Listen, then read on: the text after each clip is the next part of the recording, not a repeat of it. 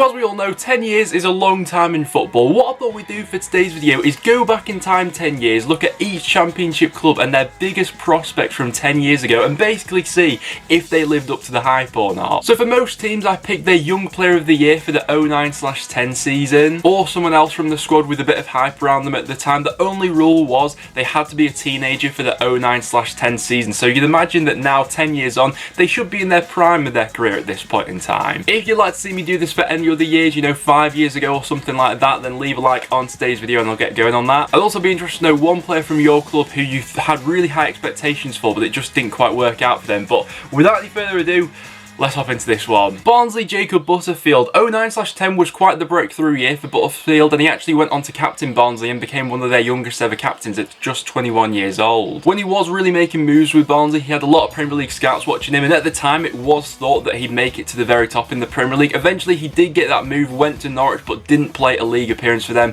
in the Premier League, and then since then has sort of just been ground hopping around the Championship. Did well at Huddersfield, Derby not so much, and is now playing his football out at Luton Town in the Championship this season. Speaking of Luton, a prospect that they had from 10 years ago was Alex Lacey, once again one of their youngest ever captains, captained Luton at just 20 years old. He came through the youth ranks there, and after an impressive 13/14 season was being linked away to some pretty big clubs, the likes of Bournemouth, Millwall and Charlton were all interested. He stuck it out with Luton though, eventually got promoted with them, then made his move to Yeovil, and the best level of football he's played at after that was at Gillingham in League One. After 2 seasons there, in 2020 he's now back playing in the Conference with Notts County. Charlton Athletic John Joe Shelby, I think it's fair to say by far the most successful player we've had on this list so far. He became Charlton's youngest ever goal scorer, scoring at just 16 years old for them. I think it was clear from the off that he had, you know, fantastic vision and technical ability about him. If you watch my video I did about a month ago on ranking Championship youth academies, Charlton's right up there for some of the talent they produce. People at the time thought that Shelby would go right to the top. He eventually made his move over to Liverpool for 1.7 million, has played for England before, and he has had a good Premier League career so far. You know, he's played for the likes of Swansea and now Newcastle. Although you can't help but feel like for a player like Shelby, there was always the hope that he'd go one step further perhaps, but who knows. Hull City Liam Cooper, he signed his first professional contract with Hull while he was 17 years old,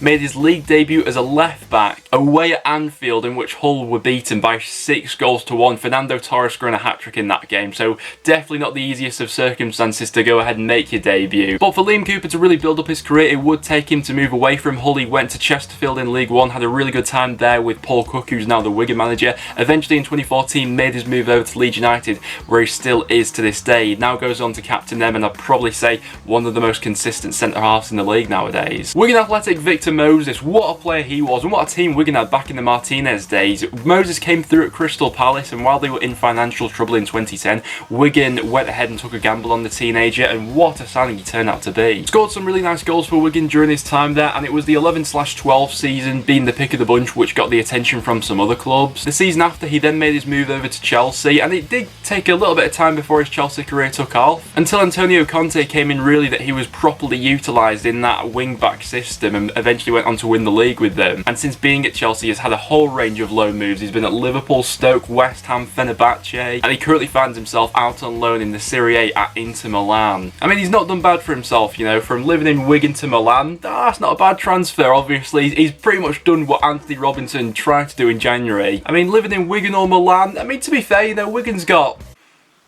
a pop world, so who's the real winner? Middlesbrough Jonathan Franks. The then manager Tony Mowbray once described him as being like Lionel Messi while in training. I mean, that's some hype to live up to say the least, but back in the day was quite highly thought at Middlesbrough as he was coming through their youth ranks. He made his debut for Borough while they were in the Premier League, and the tricky winger who added some dynamism to their team actually scored his first ever league goal against my club Preston North End in 2010. But things just didn't quite work out for him. He had injury setback after injury setback. He had a couple of loan moves out until he eventually moved a permanent move away from Borough to Hartlepool in 2013. Then played a bit of football over in Scotland, and now actually found themselves in the 9th tier of English football, playing for his home club Stockton Town, so it just didn't quite happen for him for whatever reason. Huddersfield Town Jordan Rhodes. I think it's fair to say that Huddersfield got a decent deal on this one. They signed him in 2009 as a 19-year-old for 350k from Ipswich, and he just went to absolutely rip it up for them in League One. In his first 6 appearances for the club, he scored 6 goals. His first full season for them, he scored 23. The pick of the bunch for Rhodes at Huddersfield was during their promotion season, where he scored 40 goals in all competitions. Like, that's not spoken about enough. That is absolutely ridiculous. He then made his move over to Blackburn in an £8 million move, had some brilliant years there. After that, then made his move to Borough, and he was always one of those players who was seen as like too good for the Championship, but just couldn't quite cut it in the Premier League. And after being at Borough for a couple of seasons, he then made his move over to Wednesday, where he still finds himself today. Definitely not the striker he once was, but what a player back in the day. Stoke City Louis Moult, after coming through the youth ranks at Stoke, he was quite highly thought of back in the day. He made his league debut for Stoke as a teenager in the Premier League, had a few different loan spells out, but what really held Moult back in the early stages of his career was some of the injuries he was picking up. Eventually he was let go by Stoke. I think that Moult deserves a lot of credit by the way he's been able to build his career back up. You know, he went into non-league and did fantastically there. At Wrexham especially, he was absolutely prolific, scoring 23 goals in a season. They call him the White Pele there. That got him a move to Motherwell in the Scottish Premiership, went on to do really well for them, scored some fantastic goals while he was there as well, and then eventually made his move back to the Championship, where he is today with Preston North End. Unfortunately for Moult, he's missed pretty much the whole of this season so far due to an injury, but I think that when the football does get back going, if Louis Moult is back fully fit, that'll be a massive booster for Preston, because I think he fits into our system really well. Birmingham Nathan Redmond, just 16 years old in the 09/10 season, but the potential with Redmond was recognised from day one. The youth academy manager back then compared him to the likes of Ashley Young and Aaron Lennon, and when he eventually did break into the first team for Birmingham, the fans knew the player they had on their hands there. Eventually he did make that transition over to the Premier League, making his move to Norwich City for a fee of around about £2 million, and after impressing there, then went on to move over to Southampton, where he's had a relatively good Premier League career so far. The only thing that's not quite happened for Redmond yet, which was predicted back in the day, has been his international career. He's only picked up one cap for England so far. Sheffield Wednesday Mark Beevers. Now Beevers was part of that infamous Guardian article where they posted England's 20 future stars to watch out for in the future. Mark Beevers was one of the selected players, and I mean, to be fair to Beevers, he's gone on and had a really, you know, successful solid career. You know, he's been a really solid performer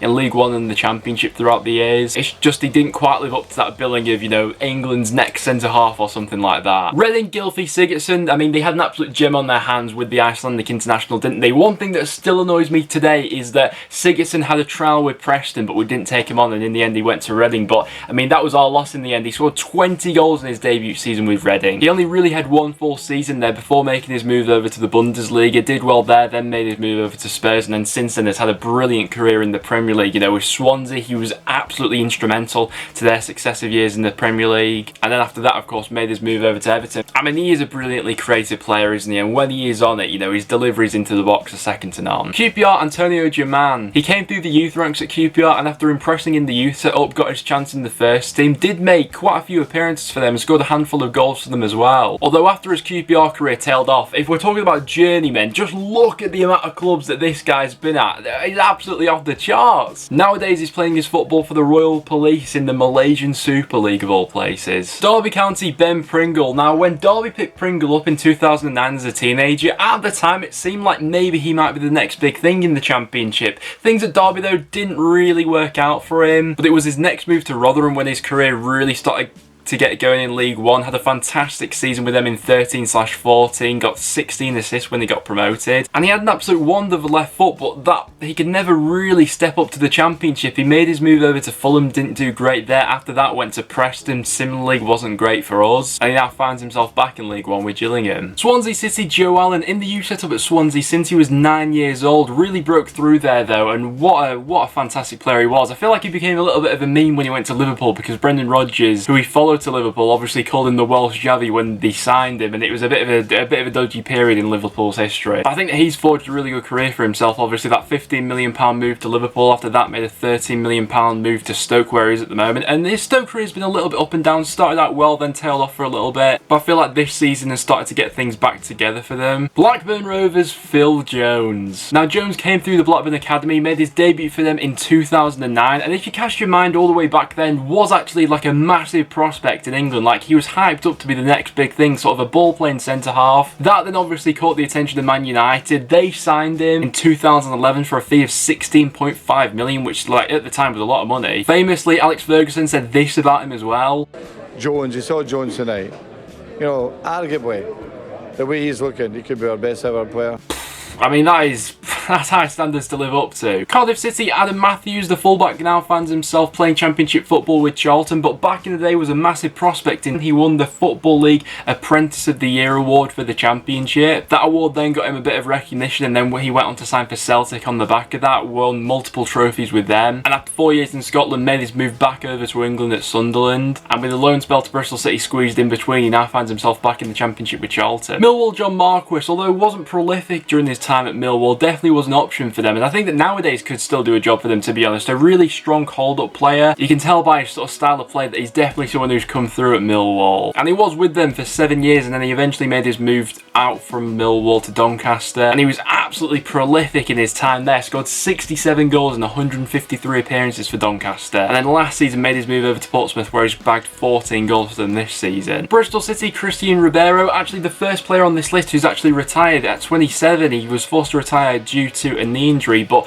back in the day for Bristol City, a really promising player. In 2009 they had Everton sniffing around him, with then manager David Moyes set to offer 750k for the Welsh fullback. Went on to play for the national team as well, but unfortunately for him it was a promising career cut short by injury. Preston North End, Danny Mayer. I remember watching Mayer back in the day and thinking, alright, this guy could be the next big thing really. He came through the youth ranks at Preston, and he did make quite a few appearances for us in the Championship, but it was our first season in League One that it was like his proper breakthrough year. He scored our goal of the season that year for a fantastic goal against Hartlepool, won our Young Player of the Season award that year as well. Although when new manager Graham Westley came in, things went a little bit pear-shaped. Those two obviously didn't see eye to eye. He ended up leaving the club, went to Sheffield Wednesday. He made a handful of appearances for them in the Championship, but ultimately that move didn't work out. After that he then moved on to Bury, where he did go on to be really successful for them in League 1 and 2. And then last season made his move to Plymouth, so not the heights that we once thought he'd meet really, but he's gone on to do alright for himself. Nottingham Forest, Carl Darlow, the goalkeeper, was let go by Aston Villa when he was just 16 years old, and while he was at Nottingham Forest was sort of billed up as the next big thing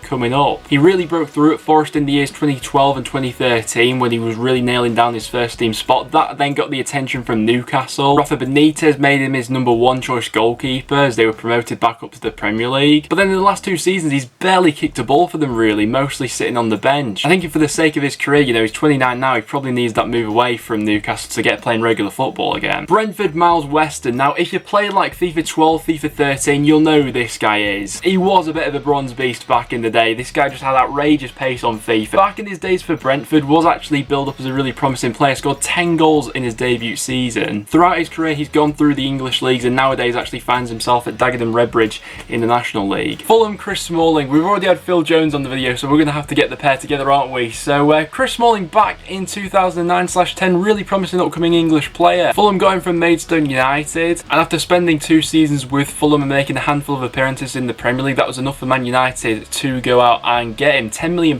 they paid for him back in 2010. I mean, if you were to tell Chris Smalling that at the start of his career, you know, he played over 200 times for Man United, get over 30 caps for England, I'm sure he'd have taken that. It's just a bit weird how him and Jones have lasted so long at United, but obviously at the moment he's out on loan at Roma, and by all accounts doing really well out in Italy at the moment actually. West Brom, Chris Wood, obviously the New Zealand striker, is currently smashing things in the Premier League for Burnley, but back in the day made his debut for West Brom in 2009 in the Premier League as a teenager for them. During his time at West Brom he had a series of loan spells out, the most successful one being at Millwall. He then made his move over to Leicester, where he had a decent goal scoring record, but it was the move after that which really propelled Wood's career up, moving over to Leeds United for I think around about 3 million at the time, and in his 2 full seasons at Leeds United scoring 43 goals, 27 in the Championship for the 16-17 season. That then got him the move to Burnley, where he's currently playing today. And then finishing off with Leeds United, going for one a bit out of the box, we're going for AD White. All the way back in the 08/09 season he made his debut for Leeds at only 16 years old, coming through as a left back. He was another player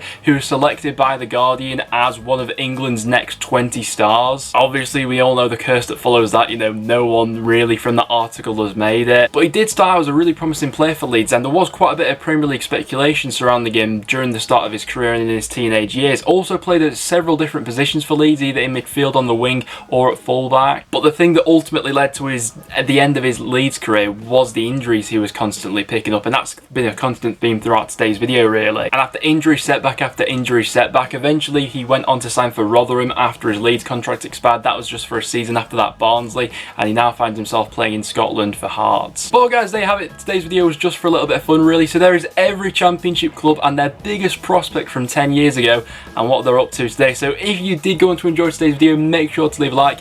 It is always massively appreciated. As well as that, make sure to go ahead and subscribe for a bit of Championship content. Get all your thoughts in the comments down below. But apart from that, thanks for watching, and I'll see you all in the next one.